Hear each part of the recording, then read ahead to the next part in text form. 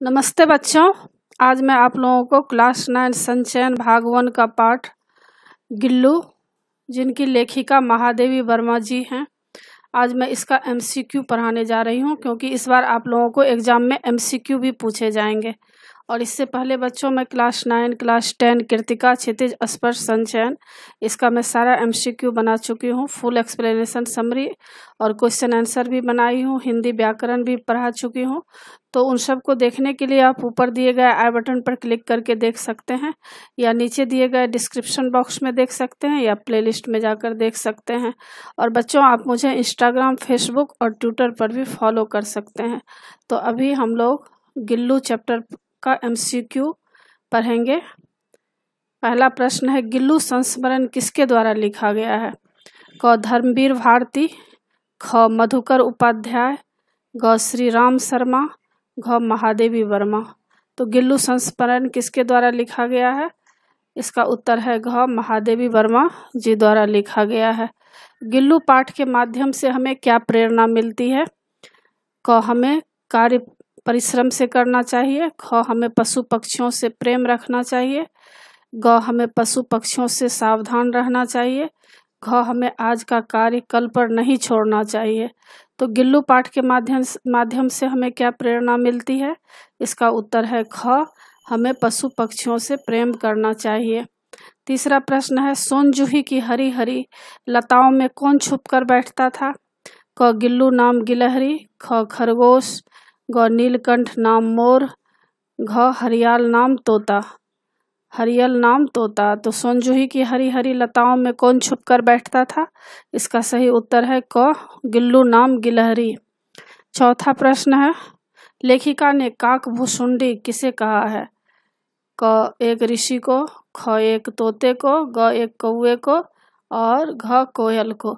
तो लेखिका ने काक भुसुंडी किसे कहा है? इसका सही उत्तर है ग कौवे को। पांचवा प्रश्न है, पितर पक्ष में कौन सा पक्षी हमारे पितरों के रूप में आता है? क मयूर, ख हंस, ग गरुड़, घ कौवा।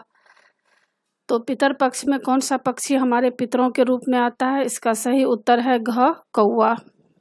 छठा प्रश्न है, गिल्लू कहाँ रहता था? क एक पिंजरे में, ख एक फूल रखने की डलिया में रुई के बिछौने पर, घ घर के रोशनदान में, घ पेड़ के ऊपर।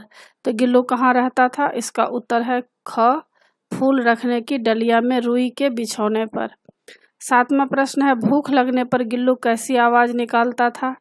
क चिक चिक, ख चूं चूं, ग टें टें, घ कर कर। तो भूख लगने पर गिल्लू कैसी आवाज निकालता था? इसका सही उत्तर है क चिक चिक।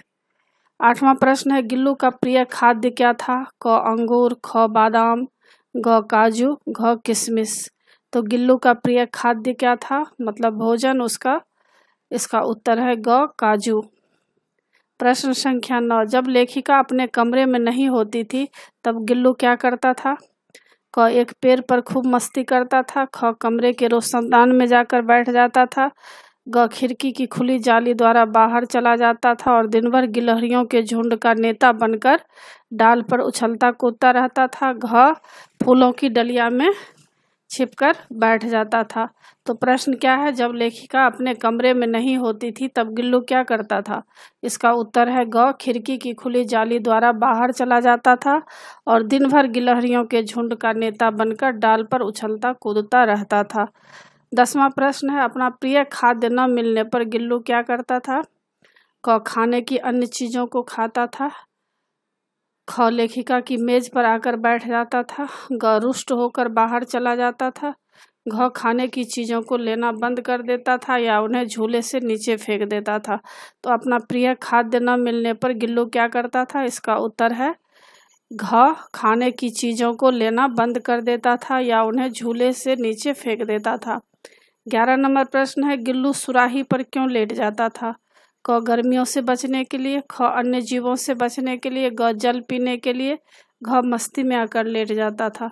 तो गिल्लू सुराही पर क्यों लेट जाता था? इसका उत्तर है क गर्मियों से बचने के लिए। 12 नंबर प्रश्न है, गिल्लू को कहाँ दफनाया गया? क घर के बाहर, ख सोन जूही की बेल की जड़ में, ग बाहर उद्यान में, घ आम के पेड़ के नीचे। तो गिल्लू को कहाँ दफनाया गया? इसका सही उत्तर है ख सोनजूही की लता के नीचे, जड़ में। 13 नंबर प्रश्न है, सोनजूही की लता के नीचे गिल्लू को क्यों दफनाया गया? क ताकि उसे शांति मिल सके, ख ताकि वह महादेवी वर्मा जी की आंखों के सामने रह सके, ग लेखिका को विश्वास था कि किसी वासंती के दिन वह जूही के पीले फूल के रूप में अवश्य खिलेगा, घ ताकि उसकी खाद्य बन सके। तो सोनजूही की लता के नीचे गिल्लू को क्यों दफनाया गया था? इसका उत्तर है ग लेखिका को विश्वास था कि किसी वासंती के दिन वह जूही के पीले फूलों के रूप में अवश्य खिलेगा। 14 नंबर प्रश्न है, सोनजूही की पीली कली देखकर लेखिका को किसका स्मरण होया? क गिल्लू का, ख नीलकंठ का, ग हंस का, घ जूही की कली का।